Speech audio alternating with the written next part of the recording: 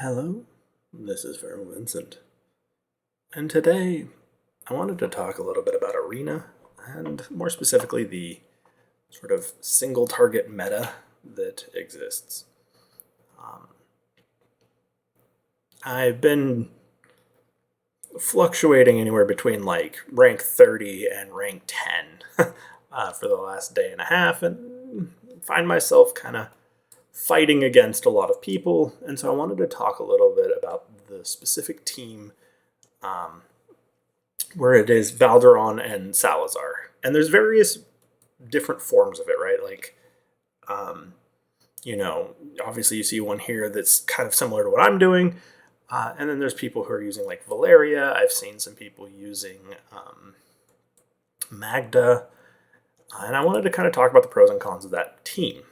Um, so we're going to pop in. I just want to show you guys on kind of a setup run a little bit of the kind of pros and cons to really two of the main heroes that I've seen a lot, which is Valeria and Ardea. Um, I can't use Magda because I don't have her, but I do know the pros and cons of Magda, and I'll go over that at the end of the video. But the basic tenet that this particular setup does is it's all about getting set up to win as many rounds as quickly as possible. And the idea is Salazar is there to burst DPS down the last remaining monster, right? So whoever comes out last, you pop Salazar's ultimate as soon as they spawn, as close as you can, right? You want to try to get pixel perfect. And then, you're basically using the other 2 DPS to do some damage in that phase, but also to keep this clear, right? So generally, you're going to run into composition where it is Valderon takes on the first 2 waves. And if you have A1, then he can do that generally without even needing his ultimate, because he kind of comes with 1 stack of his ultimate. And then kind of as soon as you can, you drop your second DPS. And then bring out your Salazar. I've seen a few people who bring out Salazar and then slowly tick up to the second DPS. That does work, but you kind of need to pop your healer out sooner, because once you get to wave number 5, Salazar cannot tank on his own. This is that awkward spot, though. So wave 4, there's sometimes an awkward place where you may not necessarily get Salazar's ult up in time when you're doing your practice runs. Now, when you are in the actual game with Soul Cadence, his animation gives you enough time that Salazar's ult should be up for that last wave, unless you're fighting somebody of exceptionally lower BP. And you want to slow down the clock on wave 5 at 259, because at 258, or is this one the 256? I can never remember. Okay, this one's 256. So on wave 5 at 256 is when the last mob comes out. So you just kind of click on Salazar a little bit, and that moves the clock forward, but then you have that super slow-mo time. Do 1 click at 256 and then stop, and just let this go. It's okay if it takes a while, because you want to get as soon as he spawns, pop him. Because like you can see there, you can actually kill him before a Praetus team can actually do all of its damage. The only thing with the Praetus teams, though, is they do have insanely high BP. So your Salazar has to be really, really, really geared to beat some of the higher ones. The example for that person that I lost against, they had 505,000 BP, and my Salazar just can't quite one-shot 505,000. Another pro to this setup is because you're using Elwyn back here and she has that global rage regen, you can generally have Valderon up after every single wave, starting at wave 5. So you generally will always have enough time for Valderon to generate enough to pop his ultimate on the second to last creature. So on this wave, that would be the next one that comes out, right? The one that's after the 3-minute mark. So after this guy, Hopefully Valderon does a couple quick big smashes. You should be able to get his ult up. I don't know why. I must have done too much damage. It's fine. Or I mistimed it from the previous one. But you kind of get the idea, right? Is you're trying to instantly burst them down as you go through. So, Ardea. Pros of Ardea is she hits like a truck. She has insanely high attack, so therefore she really can do a very strong job of keeping the, creatures down so that you're not like always behind. So she can handle very high BP teams. The cons, though, is this wind-up time takes quite a bit of the actual time out of it, so she's not really helping you too much on the burst creature. Occasionally her weapons will hit, but for the most part her attacks are too slow to get anything more than 1 or 2 hits off. So that is the Ardea strategy. I have a love-hate relationship with Valeria, and the main reason behind that is she's strong, don't get me wrong, but like her ultimate has a very intense wind-up, right? And so with Valeria specifically, you're going to run into this awkward thing where the last burst of her ultimate takes too long to really keep up. Some of her intermittent hits are fine, but like the actual burst at the end of her ultimate doesn't usually get a chance to do much, if any, damage. And so I'll show you what that kind of looks like, because you'll understand here in a second once I get the setup, right? Again, Valderon ult on wave 3. As soon as I hit 13 cost, I can drop Valeria. The benefit, though, is wave 4. So because Valeria starts off with this higher base rage bar, when you drop her down here, she clears up some wave 4 timings. So you want to ult on her as soon as you hit 100. And now I can pull Salazar out. And Valeria is ready to go for this next guy, so she's going to be able to basically burst him down fairly quickly. But you'll see what I'm talking about with her animation time, right? This is a fairly high attack speed build, but it takes a long time for her to hit for the same amount of damage that Ardea does just because. And there's also that ultimate that never hits, right? Like that's that big burst that's just not going to do damage this entire time. And if it does, it's kind of against the high BP targets. I noticed that 312 to 311 is a perfect time to ult with Valderon in order to get through these last 2 guys. I'm going to save Salazar's ult this time around, only because I don't want to hit that awkward phase on the next wave for wave 6. Because I feel like that's kind of what caused me to get off my track earlier with Valderon. I might have switched his gear up. I thought I still had him in his high rage regen gear. And don't heal Valeria like I just did. I'm used to putting homegirl there. Cyrene, there we go. So I wouldn't recommend it.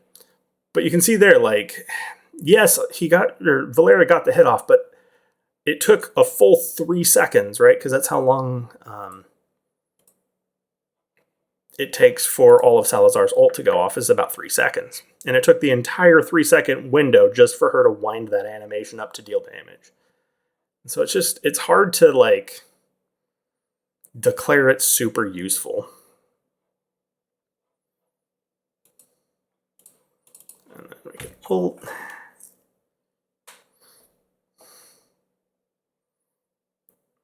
And I'll go ahead and pop her ult.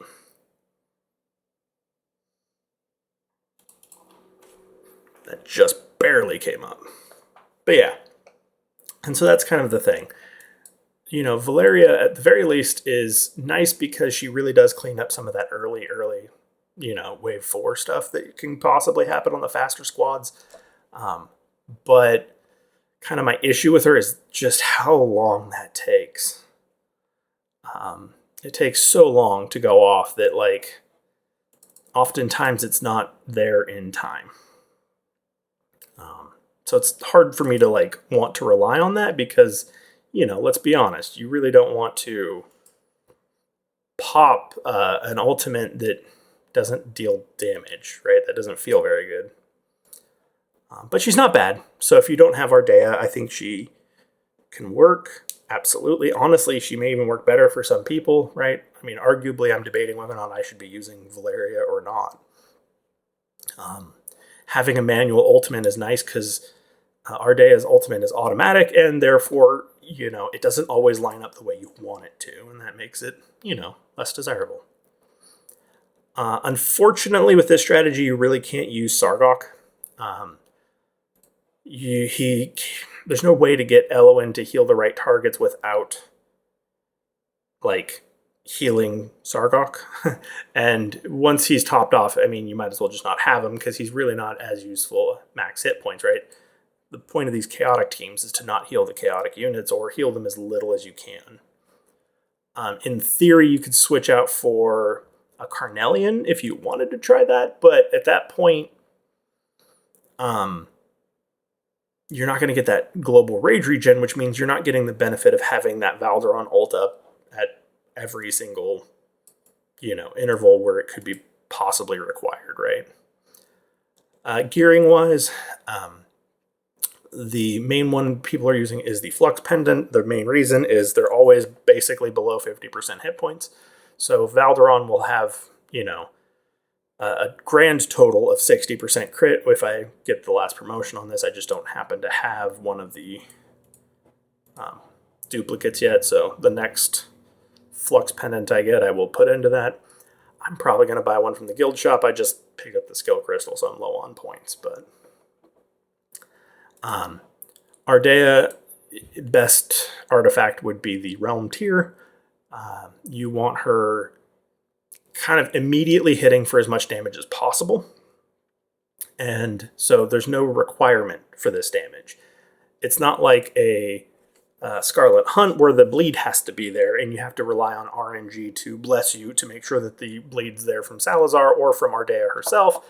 And generally speaking, they're not going to live long enough for the bleeds to even really deal damage. So it's not like you're doing a bleed comp. It's more like the bleeds happen. And so sometimes it could be beneficial, but use a Realm Tier if you can or if you have one.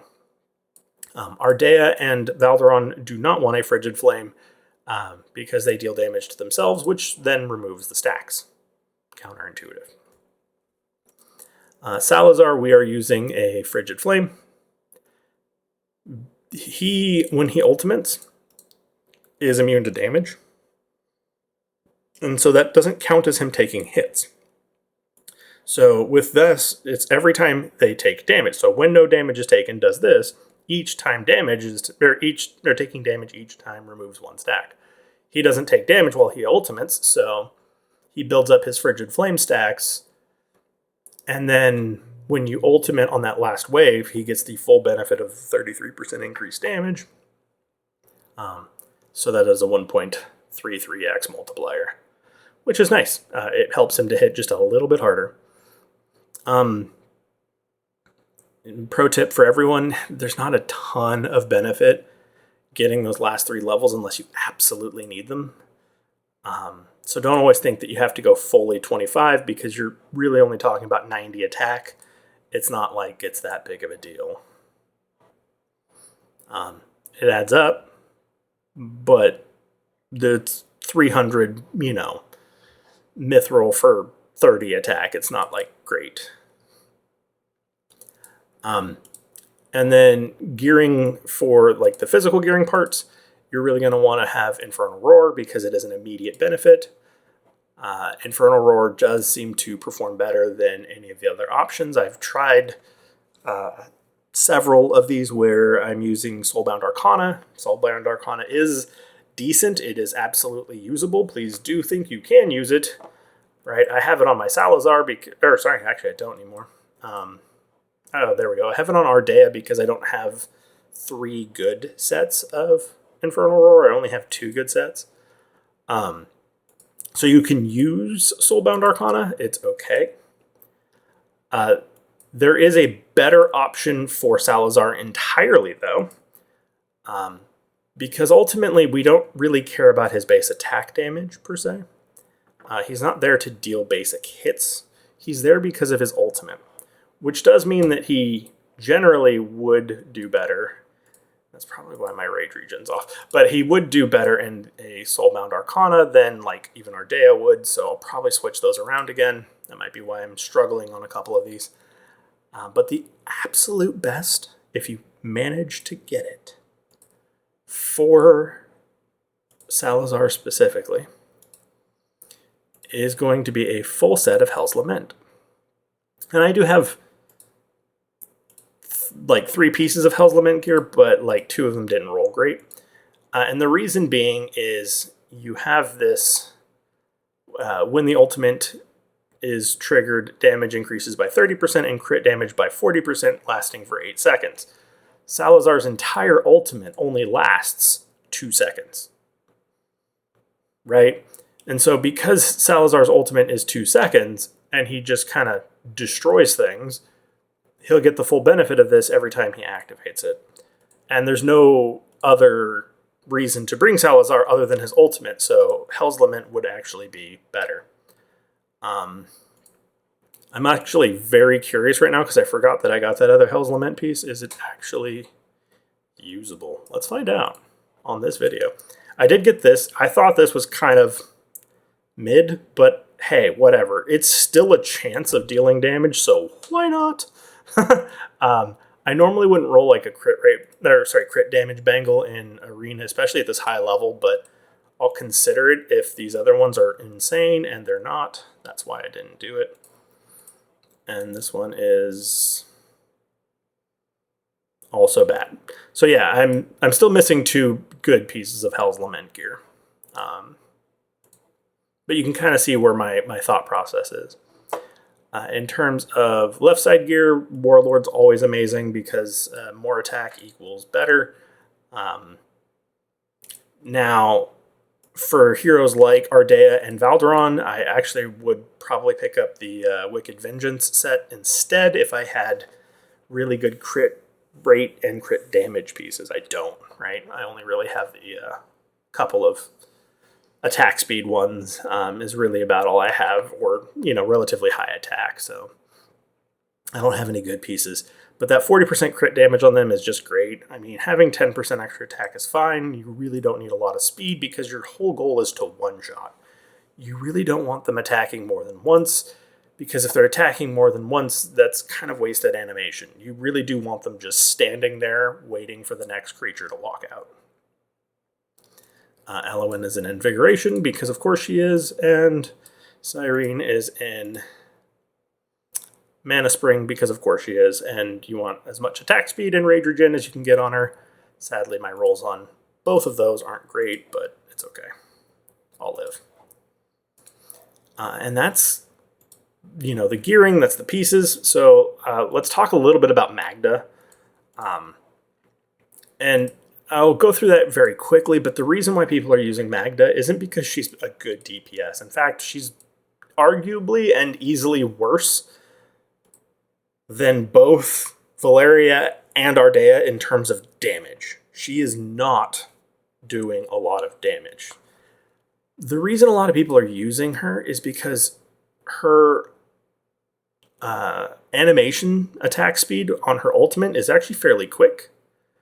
And especially when you build her with some attack speed, she actually does do a pretty decent job of dealing a very high amount of quick damage due to the animation speed, right? These are all 3 strikes, but they are 3 strikes that, kind of come out fairly quick, right?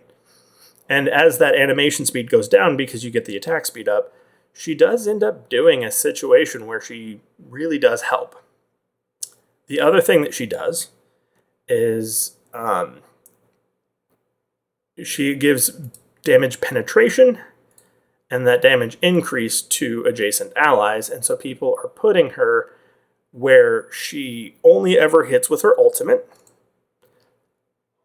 And also there's awakenings that can do some of these things, by the way. But they're really putting her to where she is adjacent to both Valderon and Salazar, and they're only actually using her for that buff.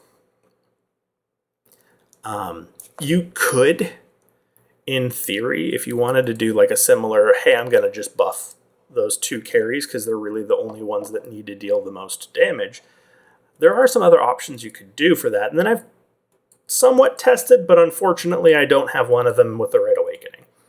An A1, you have to have A1. This does not work without A1, but an A1 Dahlia actually could give some of that damage increase permanently to both Valderon and there we go. You could give this damage increase to both Valderon and Salazar, but she will not be dealing literally any damage. You'd have to put her to where she is putting the blossoms up the side. And in theory, I mean, you might be able to do it without her A1, but like you'd have to make sure that there's 2. So at that point, she'd be a buff character that you would literally just build speed on. And like, don't worry about anything else. You'll never use her ultimate. You'll never use anything else on her. You just are literally there to keep her curse blossoms down, and she will deal like 0 damage, but that's okay. I guess you could cast her ultimate to explode them onto things occasionally, but like, I don't know if I would even bother risking it. I'd just keep her for the buff. 20% damage increase adds up very fast, so. But yeah, so something like that could work if you wanted to go that route. If you're thinking, oh yeah, like let's just buff the good guys that deal most of the damage, or if not all of the damage, that potentially could do some good. So consider it. I don't think I have any other good buffing characters. I know there's some coming out here in the near future, like Beelzebub and a few others that could absolutely do the job. And would arguably be the most meta options, but they haven't come out yet, so we will go over those as we find them. But that is the Valderon comp. So the last thing that I want to talk about is, well, okay, how do you beat it? And really the only way to beat it is BP. You need to be high enough BP that Salazar cannot one-shot the last creature. The other thing that is beneficial is if you're doing that particular strategy, and let's say you're using like a slower Praetor strat, make sure you stagger some of your timings. So what do I mean by that? This comp is meant to go fast. It wants to go as fast as humanly possible in terms of killing creatures. And so the best thing that you can do is either kill so fast that the rage regen's not back up, or drag out a round or 2 so that the ultimates start to discombobulate and fall off timing. The game has a certain amount of time that it allows, and it's about 5 to 6 seconds, where if your characters are not ulting where it thinks you should, sometimes it'll start popping ultimates, especially like a Valeria or Ardea. I mean, obviously she's automatic. And even Salazar. I've seen those ultimate timings go off, and once they go off the rails, it's kind of funny how you can beat them. So that's how you beat them on attack. And again, on defense really is BP, right? That's why, this 505,000 really didn't do great for me. Ram is just geared as heck. Yeah, so he was just strong. It's fine. Heck, I think we could even see him.